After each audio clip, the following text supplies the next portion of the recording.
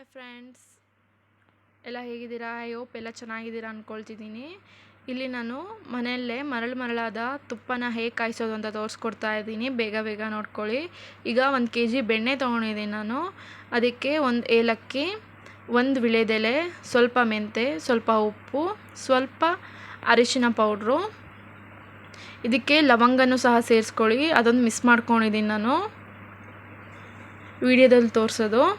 ಈಗ ಲೋ ಫ್ಲೇಮಲ್ಲಿ ಇಟ್ಕೊಂಡು ಬೆಣ್ಣೆ ಚೆನ್ನಾಗಿ ಕರಗಬೇಕು.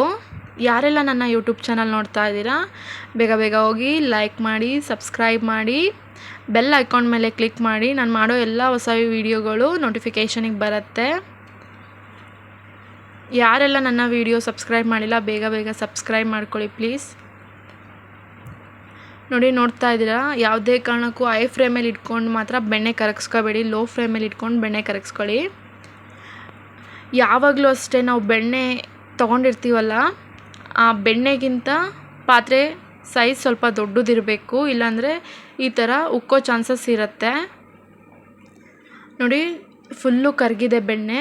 ಈಗ ಇದಕ್ಕೆ ಲವಂಗ ಮತ್ತು ಏಲಕ್ಕಿ ಮತ್ತು ಅರಿಶಿನ, 1 ವಿಳೆದೆಲೆ, ಉಪ್ಪು, ಮೆಂತೆ ಎಲ್ಲ ಸಹ ಸೇರಿಸ್ಕೊಳ್ತಾ ಇದ್ದೀನಿ. ಇದನ್ನು ಚೆನ್ನಾಗಿ ಕಾಯಿಸ್ಬೇಕು. ಫುಲ್ಲು ಕಲ್ಲರೇ ಚೇಂಜ್ ಆಗೋಗುತ್ತೆ ತುಪ್ಪದ್ದು.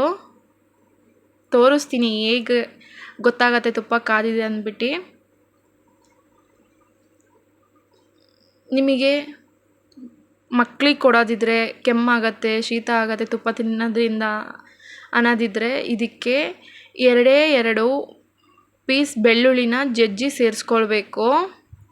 ಬಾಣಂತಿ ಕೊಡೋದಿದ್ರೂ ಸಹ ಅಷ್ಟೇ, ಬೆಳ್ಳುಳ್ಳಿ ಸೇರಿಸ್ಕೊಳ್ಬೇಕು. ಬೆಳ್ಳುಳ್ಳಿ ತುಂಬಾ ಆರೋಗ್ಯಕ್ಕೆ ತುಂಬಾ ಒಳ್ಳೆಯದು. ಡೈಜೆಷನ್ ಪವರ್ ಚೆನ್ನಾಗಿರುತ್ತೆ, ಶೀತ ಕೆಮ್ಮು ಏನೂ ಆಗೋದಿಲ್ಲ. ನಾನು ಇಲ್ಲಿ ಬೆಳ್ಳುಳ್ಳಿ ಸೇರಿಸ್ಕೊಂಡಿಲ್ಲ, ನನಗೆ ಬೆಳ್ಳುಳ್ಳಿ ಫ್ಲೇವರ್ ಇಷ್ಟ ಆಗೋದಿಲ್ಲ. ಇದಕ್ಕೆ ಬೇಕು ಅಂದರೆ ನೀವು ನುಗ್ಗೆ ಸೊಪ್ಪನ್ನು ಸಹ ಸ್ವಲ್ಪ ಸೇರಿಸ್ಕೊಳ್ಬೋದು. ನೋಡ್ತಾ ಇದ್ದೀರಾ, ತುಪ್ಪ ಫುಲ್ ಪರ್ಫೆಕ್ಟಾಗಿ ಆಗಿದೆ. ಈಗ ಇದನ್ನು ಒಂದು ಕಾಫಿ ಜಾಲರಿಯಲ್ಲಿ ಇದನ್ನು ಸೋಸ್ಕೊಳ್ಬೇಕು. ಕಾಫಿ ಸೋಸರ್ ಇಲ್ಲ ಅಂದರೂ ಸಹ ಒಂದು ಕಾಟನ್ ಬಟ್ಟೆ ತೊಗೊಂಡು ಚೆನ್ನಾಗಿ ಸೋಸ್ಕೊಳ್ಬೇಕು. ಯಾವುದೇ ಕಾರಣಕ್ಕೂ ಸೋಸ್ತಿಲ್ಲಂಗೆ ಮಾತ್ರ ತುಪ್ಪನ ಯೂಸ್ ಮಾಡ್ಕೋಬೇಡಿ, ಯಾಕಂದರೆ ಕೂದಲಿರುತ್ತೆ, ಮಣ್ಣಿರುತ್ತೆ, ಈ ಥರ ಗಸಿ ಟೇಪ್ ಸಿಕ್ಕಿರುತ್ತೆ ಕೆಳಗಡೆ. ಸೊ ಹಾಗಾಗಿ ಈ ಎಲೆನ ಮಾತ್ರ ವೇಸ್ಟ್ ಮಾಡಬೇಡಿ ಫ್ರೆಂಡ್ಸ್. ಇದನ್ನು ತಿನ್ನಿ, ತುಂಬಾ ಟೇಸ್ಟಿಯಾಗಿರುತ್ತೆ. ನಾನಿಲ್ಲಿ ನಾಟಿ ಹಸದ್ದು ತೊಗೊಂಡಿದ್ದೀನಿ ಬೆಣ್ಣೆ, ತುಂಬಾ ಒಳ್ಳೆಯದು ನಾಟಿ ಹಸದ್ದು ಆರೋಗ್ಯಕ್ಕೆ. ಈಗ ನಾನು 1 kg ಬೆಣ್ಣೆಯಲ್ಲಿ ಜಸ್ಟ್ ಬರೀ ಅರ್ಧ kg ಬಾಕ್ಸಷ್ಟು ಸಿಕ್ಕಿದೆ ಅಷ್ಟೇ ನನಗೆ. ನೋಡ್ತಾ ಇದ್ದೀರಾ, ತುಂಬಾ ರವೆ ಆಗಿದೆ ತುಪ್ಪ, ತುಂಬಾ ಚೆನ್ನಾಗಿ ಬಂದಿದೆ. ನೀವು ಸಹ ಮನೇಲಿ ಟ್ರೈ ಮಾಡಿ, ಕಮೆಂಟ್ ಮಾಡಿ. ಇದು 1 ದಿವಸ ಸ್ಟೋರೇಜ್ ಮಾಡಿಟ್ಟ ಮೇಲೆ ಗೊತ್ತಾಗುತ್ತೆ. ನಾನು 1 ದಿವಸ ಸ್ಟೋರೇಜ್ ಮಾಡಿಟ್ಟಿದ್ದೆ. Thank you for watching.